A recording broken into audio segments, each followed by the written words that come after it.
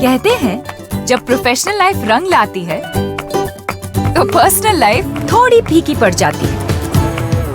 गलत, बस बैलेंस जरूरी है। जैसे एक्स्ट्रा लाल और एक्स्ट्रा तेज एक ही चिली पाउडर में हो सकते हैं।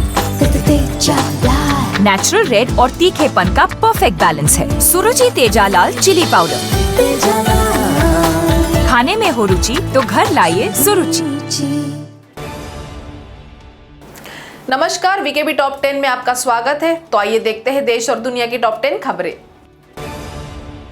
सुप्रीम कोर्ट की ऑक्सीजन ऑडिट टीम ने सनसनीखेज दावे में कहा है कि कोविड-19 महामारी की दूसरी लहर के दौरान जब देश भर में ऑक्सीजन के लिए हाहाकार मचा हुआ था, तब दिल्ली सरकार ने जरूरत से 4 गुना ज्यादा ऑक्सीजन की मांग की थी।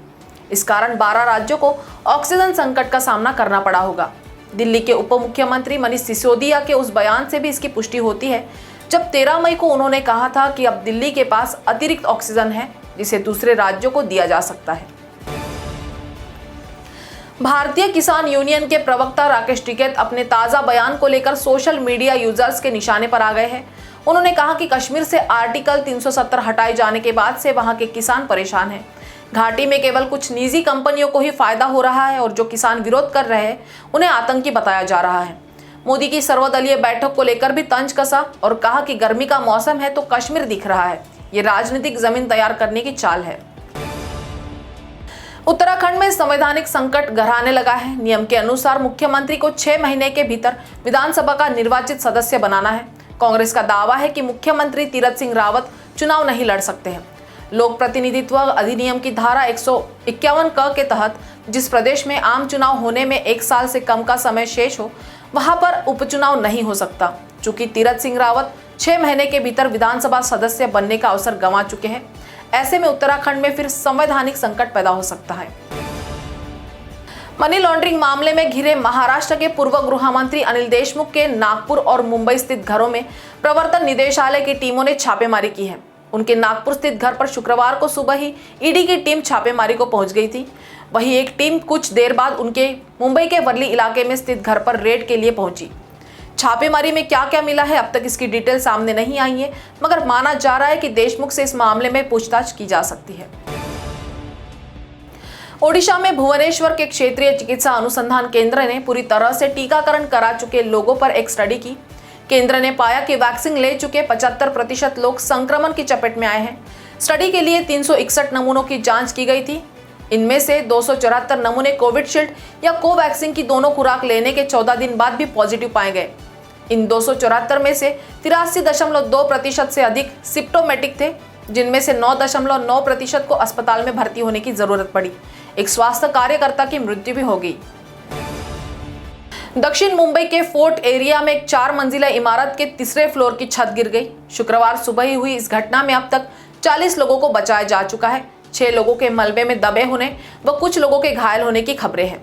पुलिस का कहना है कि इस इमारत के तीसरे फ्लोर में रिपेयरिंग का काम चल रहा था, जिस दौरान ये हादसा हुआ। फायर ऑफिसर ने कहा कि मलबा हटाया जा रहा है, राहत एवं बचाव कार्य जारी है। इमारत के कागजातों की भी जांच की जाएगी।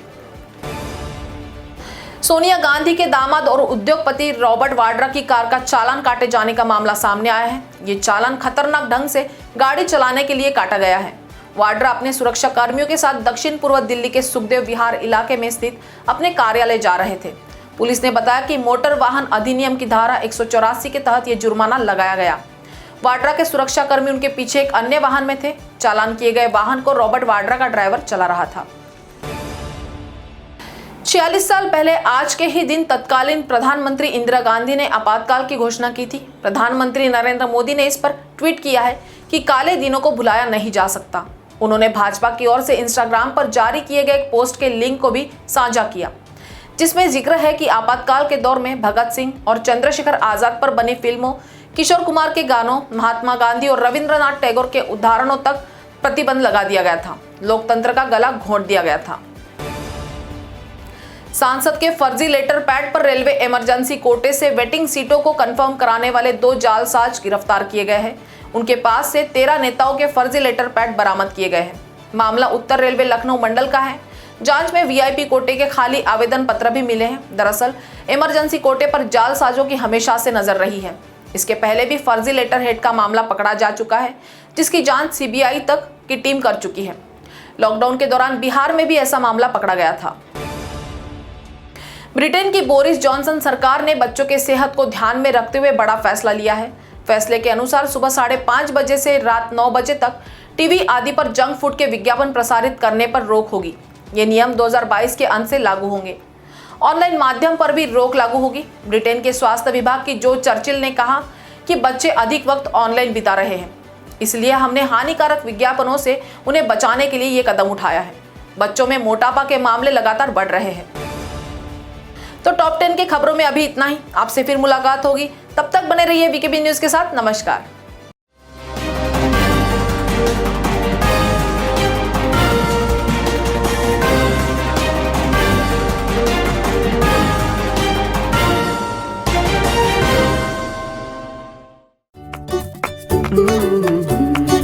कहते हैं जब प्रोफेशनल लाइफ रंग लाती है तो पर्सनल लाइफ थोड़ी फीकी पड़ जाती है।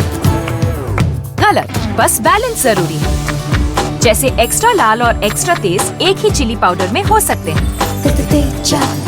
नेचुरल रेड और तीखेपन का परफेक्ट बैलेंस है सुरुचि तेजा लाल चिली पाउडर।